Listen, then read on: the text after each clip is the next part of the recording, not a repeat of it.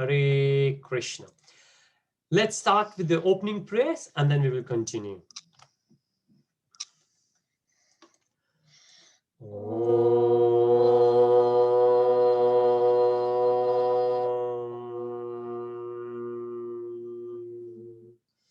Ajnanaatimirandasya Jnanajnashalakaya Chakshurunmilitam yena Tasmai Shri Guruve Namaha.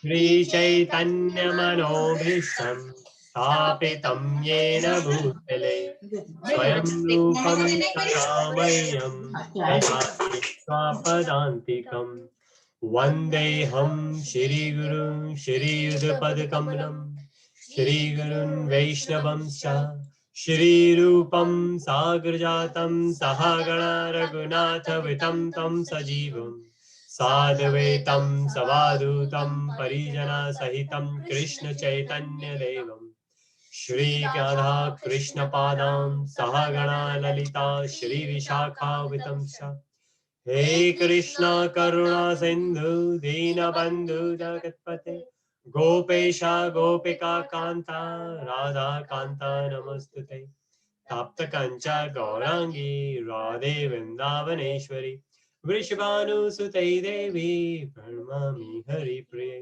Vanchakalpatarubhyascha Kripa Sindhubhya Evacha Patitanam Pavanebhyo Vaishnavebhyo Namo Namah Namo Vishnupadaya Krishna Preshtaya Bhutale Shrimate Bhakti Vedanta Swami Niti Namane Namaste Saraswati Deve Gauravani Pracharine Nirvishesha Shunyavadi Paschat Deshatarine Jai Shri Krishna Chaitanya Prabhu Nityananda Shri Advaita Gadadhara Shri Vasari Gaura Bhakta Vrinda Hare Krishna Krishna Krishna Hare Hare Hare Rama Rama Rama Hare Hare Hare Krishna everyone. So let's continue our journey. Chapter 17. Chapter 17, the title itself is The Division of Faith. So there are different types of faiths we could have. And we did discuss that these chapters, chapter 17, chapter 18, they're very practical. Well, the previous one, they have been very practical as well. But remember the very first 6 chapters we had on karma. So even those who don't want to get indulged in the jnana, the understanding, the knowledge, they don't want to read the Bhagavad Gītā, Bhagavatam or Upanishads, and they just want to do karma, positive, good karma, good for everyone in mode of goodness, of course. Then first 6 chapters are great for them. Obviously, 6th chapter itself is more on dhyana, on meditation, how we could do the yoga, Ashtanga yoga. Then the middle, chapter 7 to chapter 12, where we have is bhakti, devotion. And that's where we need to have the faith and trust before we start the process. Then the last 6 chapters from chapter 13 to chapter 18, it's very practical sense what we could do. Even if we don't have any faith, what's going to happen once we will leave the body. Right? A lot of people, they say we don't believe in hell or heaven. This is the life we have right at the front of us. We don't know what's going to happen afterwards. These 2 chapters, they are very practical even from that point of view. So everybody will get benefit out of it. So what we're going to say, that this chapter could be split into 4. And this is a small, like all the chapters in Jnana Yoga, they are very small compared to others. Well, obviously, except chapter 18, which is again the summary. And we will see how it goes. If we finish chapter 17 a bit early, we might be able to start chapter 18. Or maybe we need 2 sessions for chapter 18. We will see how it goes. So chapter 17 is split into these 4 sections. The very first one, it says, watch what you eat. You might have noticed that few times before during the past sessions, I mentioned that how we eat, what kind of faith we need to have. All of these will get clarified when we do chapter 17 and chapter 18. A lot of emphasis have been given on the way we do things and in which mode we do it. So whether we do it in goodness, in passion, or in ignorance. And it's so important to know that even from materialistic point of view, even if we are not spiritual, we are pure material people, we want to gain from the material world, we want to enjoy material world, is still, it's very relevant for us. And when we have discussions with someone else who might not have the faith in Krishna consciousness, then these are those chapters which we can easily discuss with them. What we eat, because a human got to eat, and everybody will try to eat better food. But whether they know it's good or not, whether they know what's better for their own body, that's a different thing, and we will discuss that. Then, not only what we eat, but what we say, the words we use. So the body, and then what we speak. And then the third part, not only the body, not from this body, the words we speak. Obviously, if it's body, we only are going to affect ourselves, right? If I'm going to have bad food, then I'm going to damage my body. But with my words, I can damage somebody else's body as well. I can influence somebody else's mind, right? So it's first the body, then the words, and then we have the thinking, the thoughts, the mind. What kind of thinking we should have it, and what kind of thinking is in different modes. So what kind of thinking is in goodness, what kind of thinking is in passion, and what is ignorant thinking. So these kind of thinking we need to have it. And then right at the end, Om Tat Sat.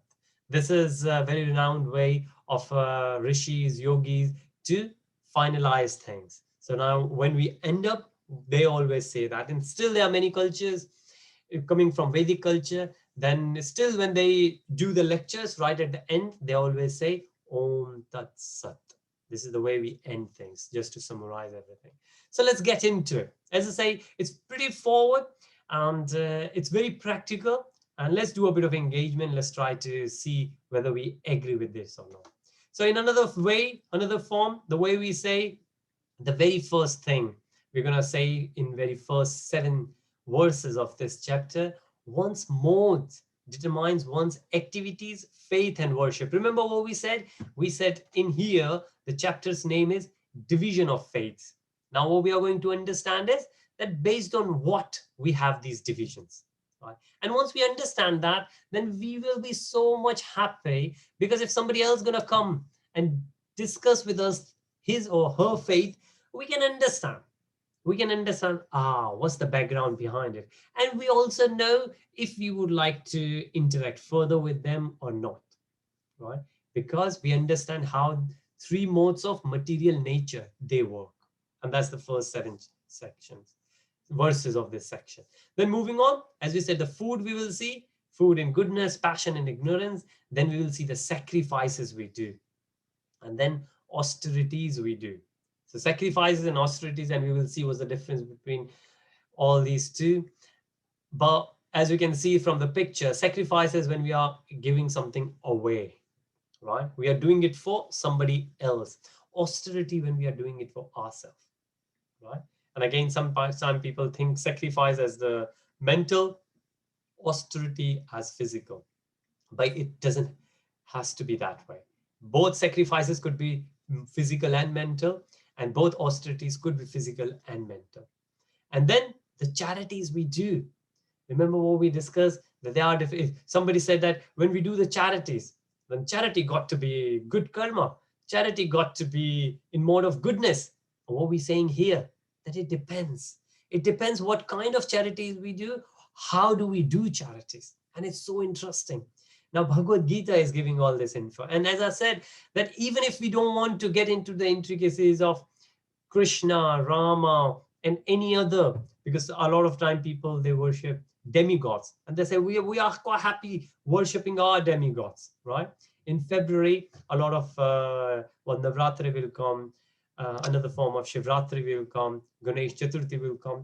And many times different devotees, they kind of conflict between which demigod or which form of the god they worship. And there is no need in that, if we understand the true meaning behind the knowledge Krishna is giving here in Bhagavad Gītā. But then based on that, sacrifices, austerities, the words we're going to say, the thinking we're going to do, they all could be in 3 different modes.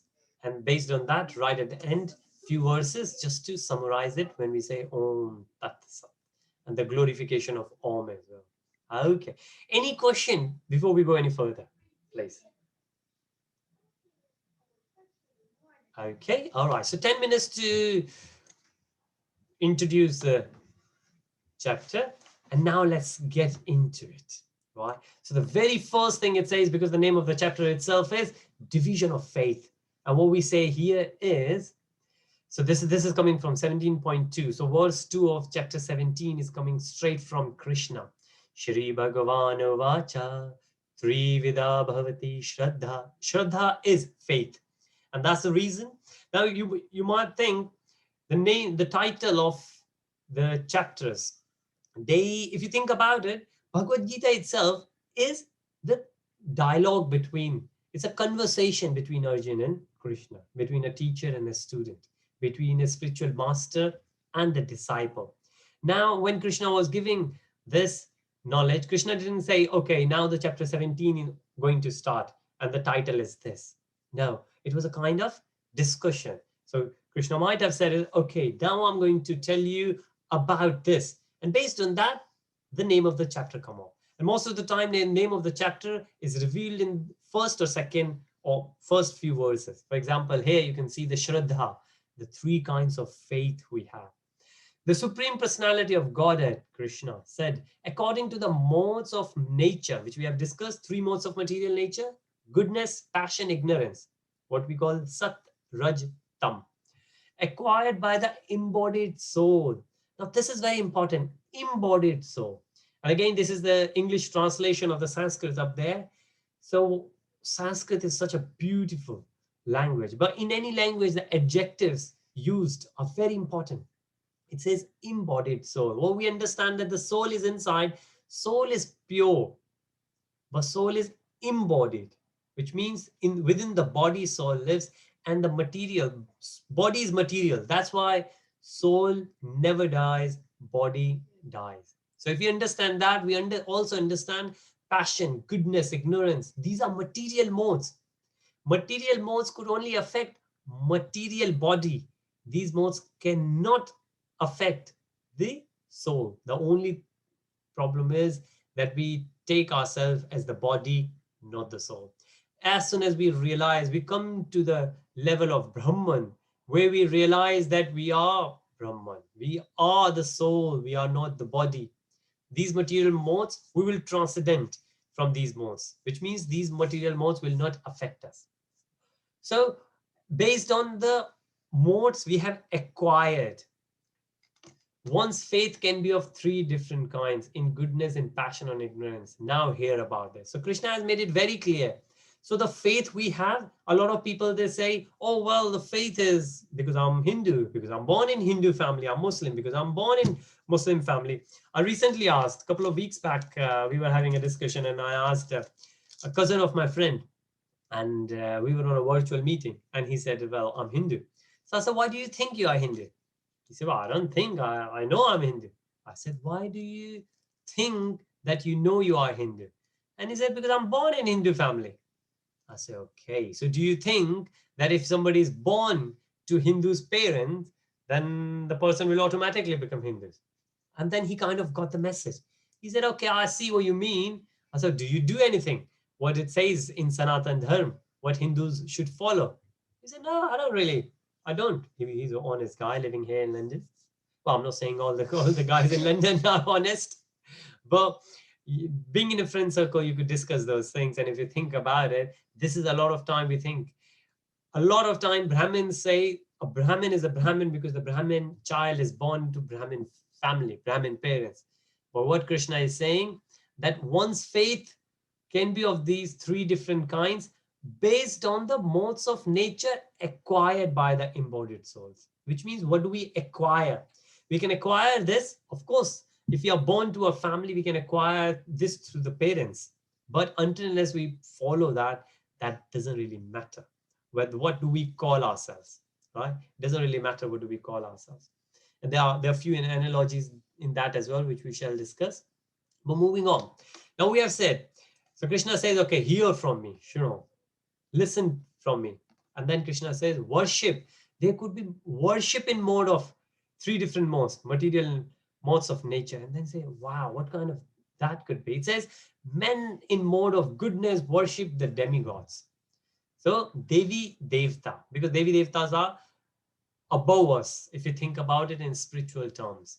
Those in the mode of passion worship the demons, right? If somebody wants something, then you try to worship because you want power.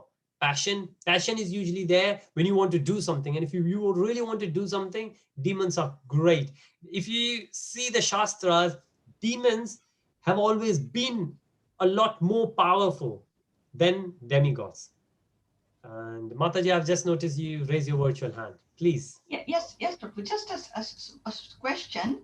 Yes. When it says that men in the mode of goodness worship the demigods, uh, but demigods means those who are administrative officers. It doesn't mean Krishna or higher authorities like Vishnu. So that is what is my question.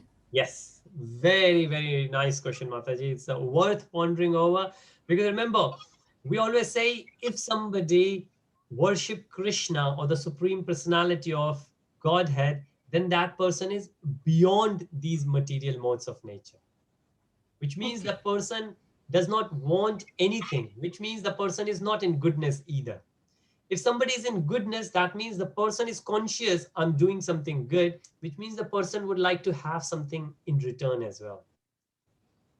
So Hmm. because it says somebody is doing in mode of goodness, which means person thinks that person is doing something good by worshipping. But when we do worship to Krishna, we do it. It's like again the best example could be when mother does or parents they do something for the children. They don't expect anything back, and if they do, then they are in material modes of nature. So very nice question, Mataji. But thank you so much to giving the opportunity to clarify that. Great. So moving on, we have goodness. We worship demigods because we want something and we have that feeling we are doing good. If you have that feeling, that's not a good feeling. However, it's still better than other feelings, which is mode of passion, where we worship demons because we want a lot of powers. And mode of ignorance is when we pray to ghosts and spirits and what we say black magic because we would like to control the world in a very different sense, and that's ignorance.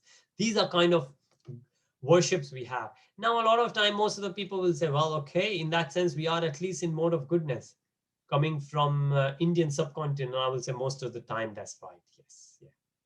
However, we can discuss much in detail regarding it. But for now, let's say that's true. We can agree on that. Moving on, it says foods.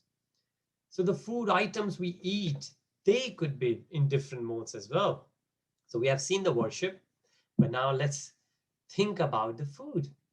Now, this is one of those things. Now, a lot of people they don't worship. Again, the good thing is about from Indian subcontinent, most of the people they worship some kind of form or shape of a demigod or god. Might not do on a regular basis, might not do in the morning and evening, might just do once, might not even do if the life is busy, might just skip it. Quite possible. It's possible that that will happen. But what we're saying now is that food is one of those things which will affect everyone. Because it doesn't really matter whether we want something or not, we have to eat. It's a requirement, it's a need. But the only thing is we just need to be conscious what we are going to eat. Many years back when I used to learn yoga, when I was a little child, I was in school. And then I remember my yoga teacher used to say that there are, regarding the mouth, he said, there are two things we should always be conscious. What do we put inside the mouth, which is food, and what do we take out of the mouth, which is the words we speak. So words we speak, they are very powerful, and we will discuss that as well in this chapter, and what we put in the mouth. So it's so important. And again, is one of those wisdom coming from the Vedic culture that always stays with you. Now, what it says, the food, goodness if a food is there in mode of goodness, it's going to increase the duration of life. And again, I think most of us have seen it. A lot of people, and a good friend of mine, while I was in Middle East, he had to fly back to India for medical emergency. I know him since my childhood. He never took care of his food. Anything we can think of, he could eat, he could drink, he could smoke. And obviously, a lot of times we used to have discussions, but he could never resist. But he had some issues, medical issues. Doctor gave him the ultimatum. You have so many days, either you cut down on your food, the kind of meal, the lifestyle, or you can't really go beyond it. He drastically cut it down. He changed his lifestyle completely. I went around to meet him. I said, what compelled you to do it? And he looked at his children and he said, I want to live more life just because of them. And then it says, and he's doing very well.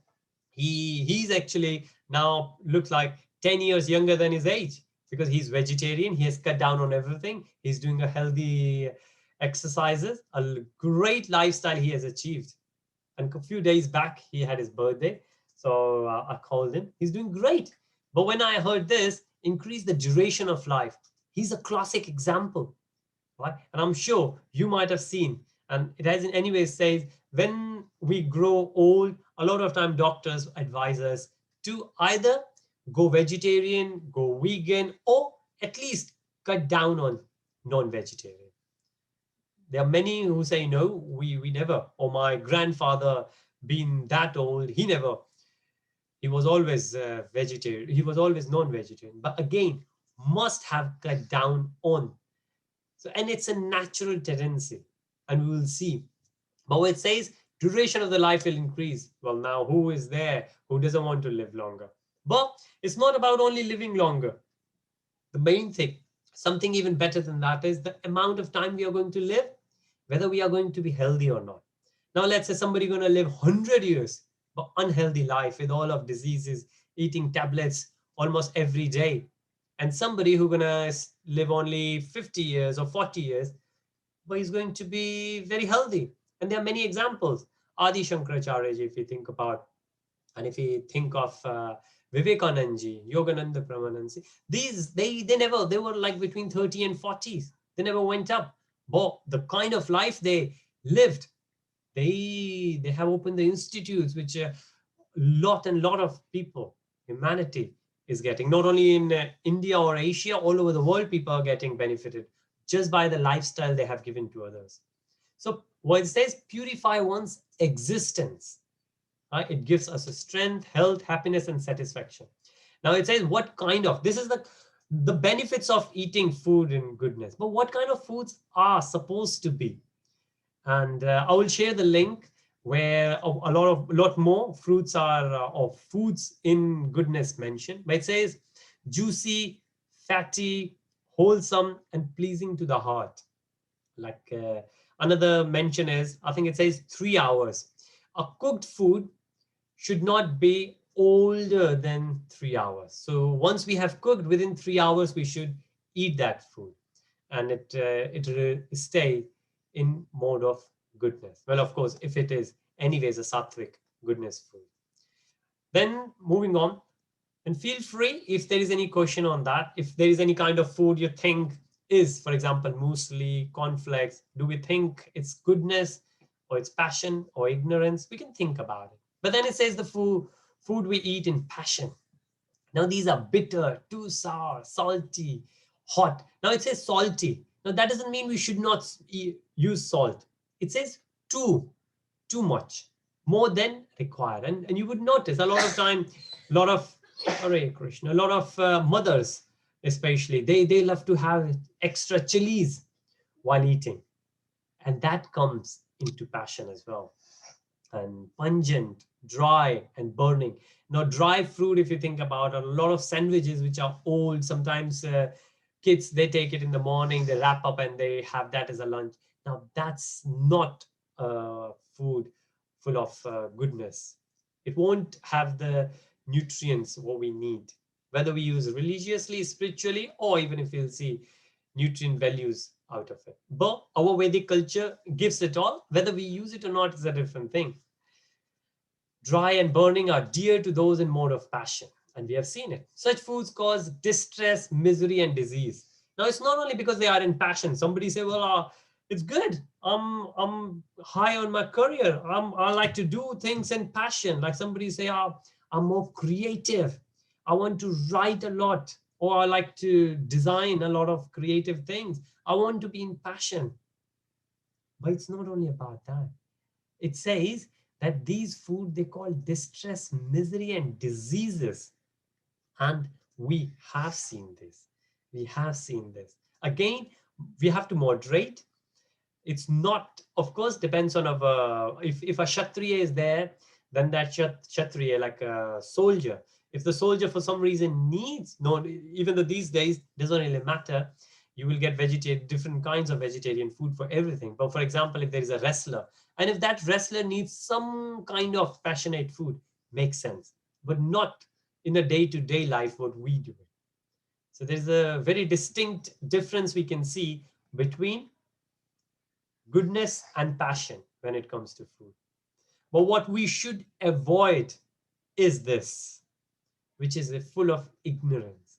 Prepared more than 3 hours before being eaten, food that is tasteless, a lot of time it happens. We eat it because there is no other alternative, or we eat it because we think it's good for us. And a lot of times, this is what we say prescribed by others. We don't think we need it, but others have suggested to us, and others could be doctors, others could be the society, others could be the friends. Decomposed and portrayed, and food consisting of remnants and untouchable things is dear to those in mode of darkness. And needless to say, non-vegetarian comes into this category. And decomposed is one of those things. If you just leave, it goes bad. Now, somebody might say that fruits come into that. Now, what we say about fruits, that, okay, the way fruits come these days, especially now where we are in London, but if you think about in India, fruits are usually taken when they fall by themselves. In India, still that happens. However, of course, on a larger scale, they must be different. But if we take what we say premature food, then it won't be as good as a mature fruit. And mature fruit is supposed to fall down. And a lot of places, a lot of farms, they do that. They do that. So non-vegetarian food, onion, garlics, and there's a nice story if you have time at the end. We might cover that. Why onion and garlics, despite being the medicinal qualities, onion and garlics are supposed to be in ignorant. Even though onion being mentioned here, passion, because it gives us the passion, the energy we need, but it's supposed to be in ignorant food, onion and garlic, and we can discuss why. But before we go any further, and then we will move on to sacrifice. Any question or any comment from anyone from any of those food items what we discussed? Because if you think about it, Mataji, yes, please. Yes, yes. I mean, uh, we live in this area where we don't. I mean, we do prepare chapatis and other things as a meal, main meal. But Yes, sometimes in the morning we eat bread and we eat cornflakes. But I know this is what is advice is given. But yeah, sometimes it doesn't suit us. Not suit us. Not in our lifestyle. It doesn't fit in like that. So, yes, but I think what I'm trying to say is that most of the time we do stick to foods which are in the sattvic area yes, rather than in other modes. true. So that's what Yes. I'm trying to say. Mother, you're right. You're right. See, we have to see the practicality of it, like what's happening around us. Yeah. Like Srila Prabhupada ji also changed many rules just because when he was in Vrindavan and when he went to America, those people in America, it was very new to them. So they didn't understand it straight away. So he did modify a bit. However, the foundation got to be the same. So you're right. As long as we know the majority of the food is in Sattvic, and if we need to have it because we don't have the alternative or maybe the culture we live in, if we need to have something else, then that's okay. But again, that something else is not going into mode of ignorance. But as we always say, mode of ignorance we should ignore completely. Mode of Goodness, we should always try to have. Mode of passion is what we should able to control. We should able to control. So some of us might say, oh, well, I can't live without tea or coffee. A lot of time when people, because in Krishna consciousness, we don't even take tea or coffee. So I have been lucky that in my family, we don't drink tea or coffee. So I never had any issues. But a lot of others who come from that family where they are heavily reliant on tea or coffee, then it's very hard for them to leave that. Then what to do? Well, first thing is cut down on it if you can. So some people, they take 5 or 10. Cut down, maybe moderate it. Have it 2, 1 in the morning, 1 in the evening. Then try to substitute it. And very slowly, gradually, it happens. And I've met many devotees who have changed that way.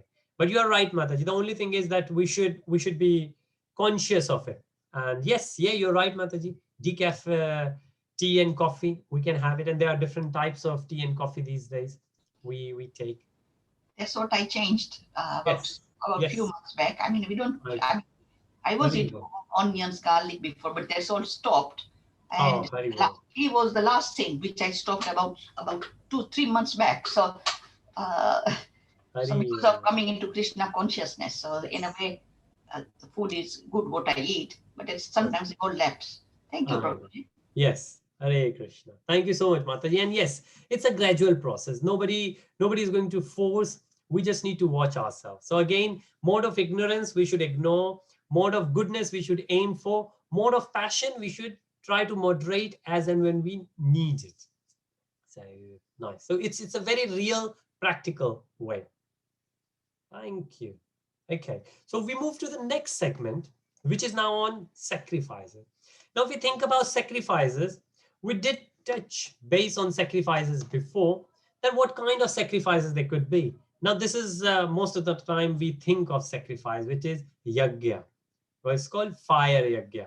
Now, there are different types of yajnas. Yajna could be of the body, like Ekadashi is coming. On Ekadashi, we are going to cut down on the food we eat. And then we do every day 2 hours of chanting. And that's a kind of yajna. And that's a kind of austerity as well, which will be next theme after this. So there could be different types of sacrifices. What does it symbolize? Well, let's say what Krishna says here. Of sacrifices, the sacrifice performed according to the directions of scripture as a matter of duty by those who desire no reward is of goodness. So this is the main thing. There are 2 things being said there according to the Shastras, right? So it has been recommended, and you're doing it considering as your duty, not for any hidden agenda. So a lot of times, if you think about it, in Vrindavan, the yajna was happening for Indra at the time of Govardhan Hill.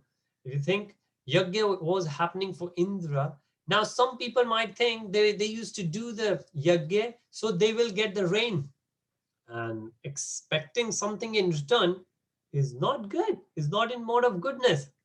So how could that fire yajna Vrajbasis used to do in Vrindavan, could that be not in mode of goodness? No. There's a subtle difference there.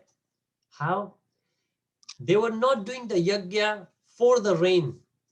They were doing the yajna as a gratitude. As a gratitude. It's like if a child is there who is going to go and press the legs of mother or say, Mother, I love you. You do so much for me. Right? If the person is doing something that next day the mother will give food, then that's expecting something in return. But if the child is there to serve the mother or parents, just to express the gratitude that whatever you have done for me so far, then that's pure goodness. Or it could be even above goodness because we are not expecting anything in return. And it's considered as our duty, right? So that's a subtle difference. Whether we do it before or we do it after, what are the pure intentions? Whether we express gratitude or we expect something in return, right? So that's the subtle difference here. And that's goodness. Now we think of passion, right? And our Shastras are full of kingly saintly rajas who have been gone out and done so much. Dhruv Maharaj, Parikshit Maharaj, Prahlad Maharaj, they all were king or they were princes initially. And even in childhood, they have done so much. But what it says, but the sacrifice performed for some material benefit or for the sake of pride or chief of Bharatas, you should know to be in mode of passion. Vishwamitra, Vishwamitra, later classed as Brahm Rishi, he did yajna, right? He did a lot of sacrifice, a lot of austerity, but because he wanted to become Brahm Rishi, because he had his conflict with Vashisht Muni, and that's why he wanted to become. He was a king, and Vashisht Muni was a rishi, and he could not overpower a rishi. And he thought, rishi has more power than me. I would like to become rishi as well. And just for that material gain, that pride that I want to become, he started doing a lot of sacrifices, a lot of austerities. And then Dhruv Maharaj, when he started praying to Vishnu, the main thing he wanted a kingdom even bigger than his father. And his father had the whole planet that time. And he wanted before that. But when Vishnu came at the front, what did he say? He said, oh Lord, what I wanted was in comparison like the broken glasses. And what he wanted the bigger kingdom than his father, and his father was the biggest king at that time, and he wanted something even bigger than that. And later he compared that as the broken glasses. So we can understand what could devotion do. But that, when we expect something back, isn't passion. And kings usually do it. And here we go. We have seen this. Sacrifices in ignorance. We give away things, but for what? Any sacrifices performed without regard for the direction of scripture. So we go against the scriptures. Without distribution of prashadam. If you notice in the previous ones, we still do again, we offer something. But here we are not offering anything.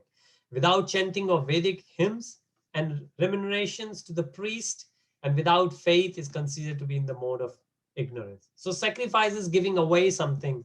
But when we give away our things or somebody else's things, but what's the motive behind it? And there's no need to say more. The picture itself says a lot. And unfortunately, we have seen many, many incidences like this across the globe. So not much to discuss on ignorance. I think we could easily identify and ignore it. Now it says, okay, before we go there, maybe it's a good time for a quick poll. And we have the very first one. And if I will launch that now, you should be able to see that. And I'm just going to put myself on mute, give maybe 3 minutes, couple of minutes.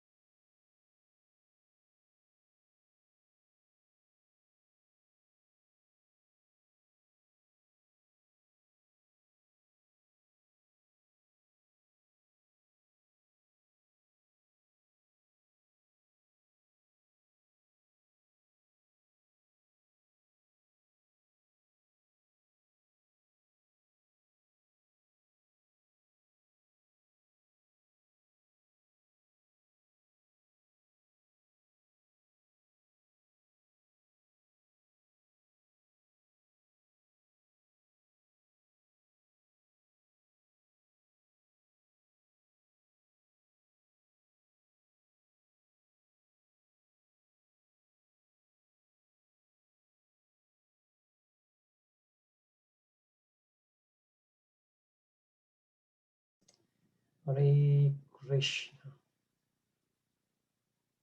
Okay, so just about to end the poll.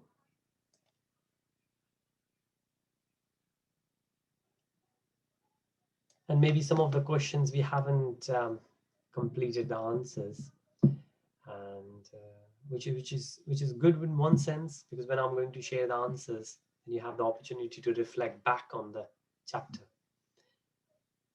Okay, so we end the poll now. Hare Krishna. Great. So thank you so much for that. Hopefully that gave us a quick reflection back on what we have done so far. Now moving on, we said sacrifices. Now we are thinking about austerities, and there are different kind of austerities. Now there is austerity of the body. What do we do with the body? And austerity has been suggested in all the religions, in all the cultures. Even if we won't go for the religion and culture, we will still say that we need to do exercise. If you think about body, doing any exercise is a kind of austerity. Now, nobody will say that I want to wake up 4 o'clock and I want to go out and walk, especially here when it's raining, it's cold. Nobody will say I want to go and run. Of course, if you're children, you like to play, that's good enough. But later on, you have to continue doing the exercise for the body, and that's considered as austerity. But then the austerity of the words, what kind of words we should use, and then the thinking, the thoughts we have. Now all three are there in different austerities. Now what Krishna is saying here, austerity of the body consists in worship of Supreme Lord.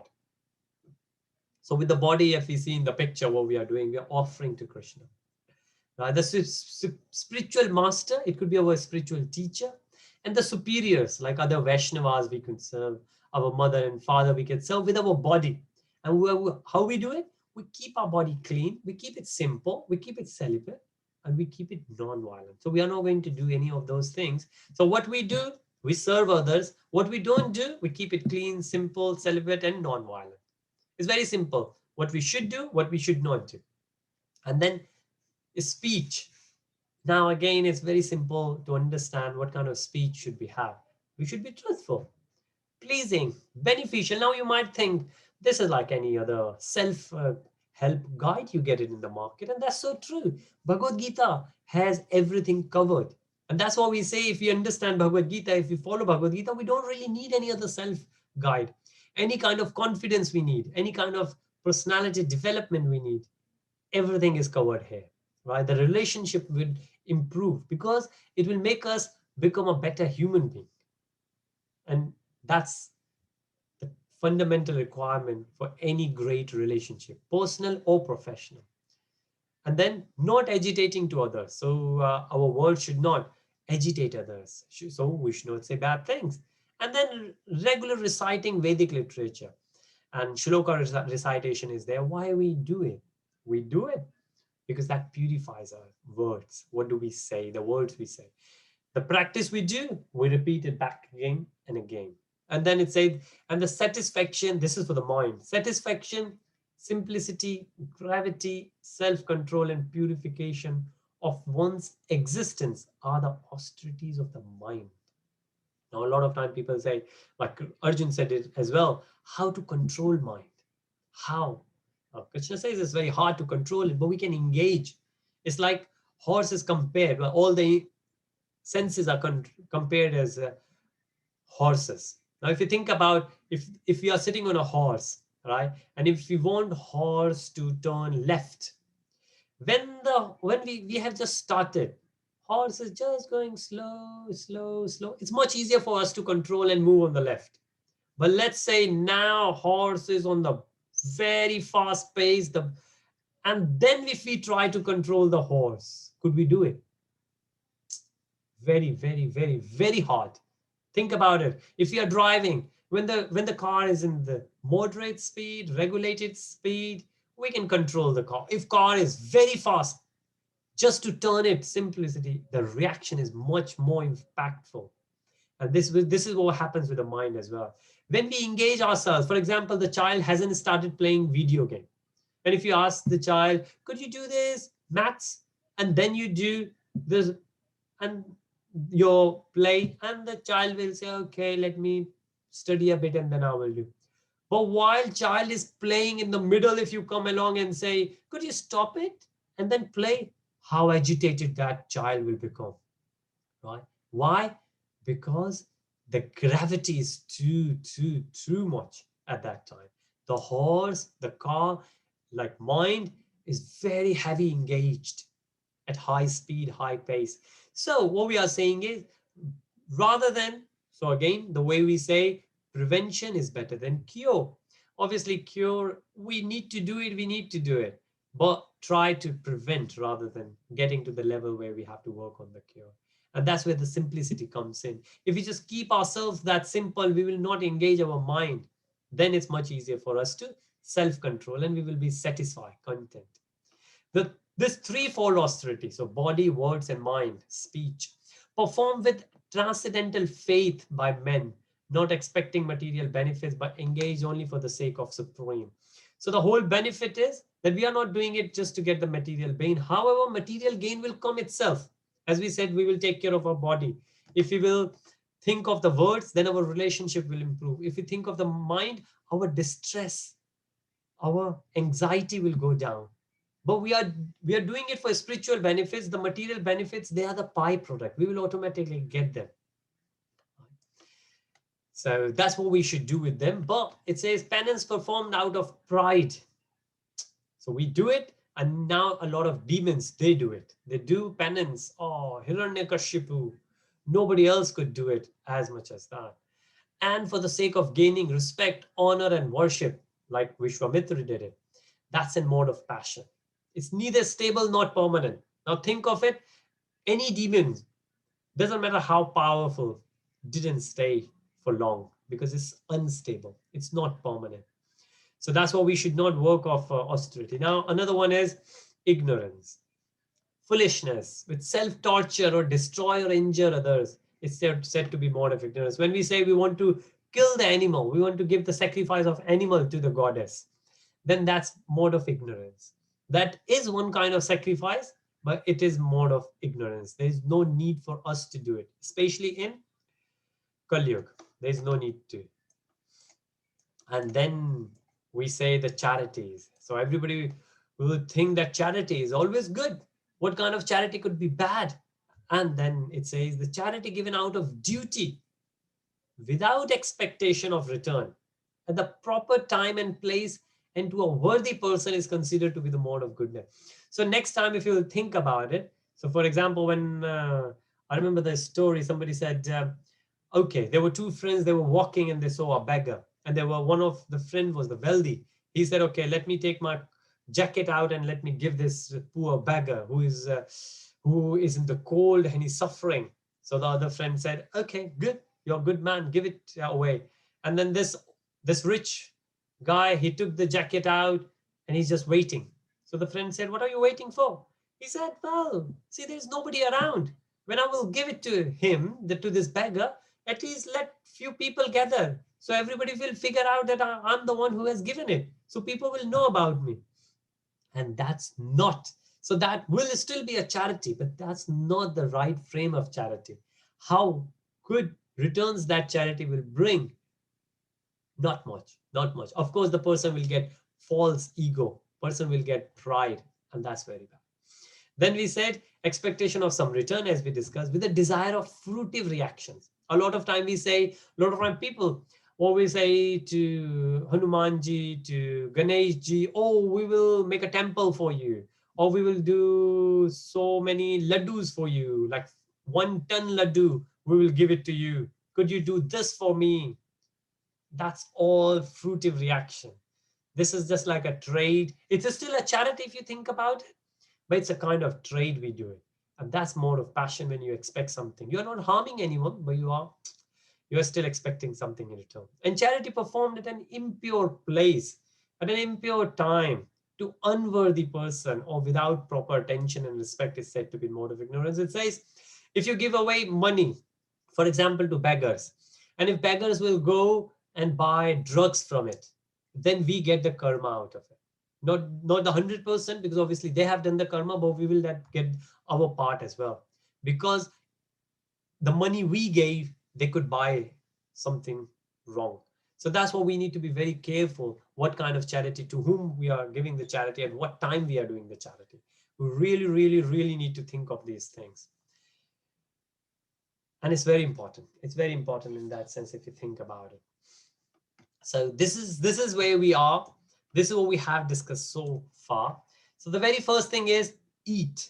So we said goodness, passion, and ignorance. What we eat, we should be careful, right? I'm going to share the slides and the link where a lot more information being given as well. Then mind what you speak. So we did mention that we should think about what we speak. The austerity, the sacrifices are there. Body and the words we speak, and the thoughts, the thinking, the mind we have. And all after that, then Krishna summarized this, that if we understand this, then it's much easier. Remember, all the time Krishna says the whole idea of spirituality is to go beyond these three modes of material nature, right? So when we say we are in material world, we experiencing material world, remember how? Using the senses. Now, the way I always say that, could you give any example of any experience you might had or have where your senses are not involved? It could be a pleasant or it could be unpleasant.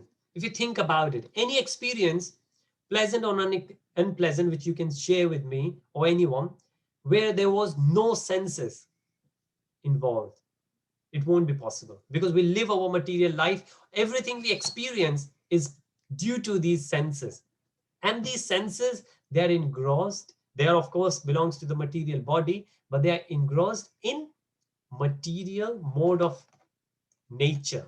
So the nature is there. In Hindi we call it prakriti. In prakriti we have satya, raj, and tama. So if we would like to go out of the material mode, material world, we will have to go beyond material modes. We have to do the duties where we are not in ignorance, we are not in passion, and we are not even in goodness. Because remember, goodness itself is, of course, goodness is better than passion and ignorance.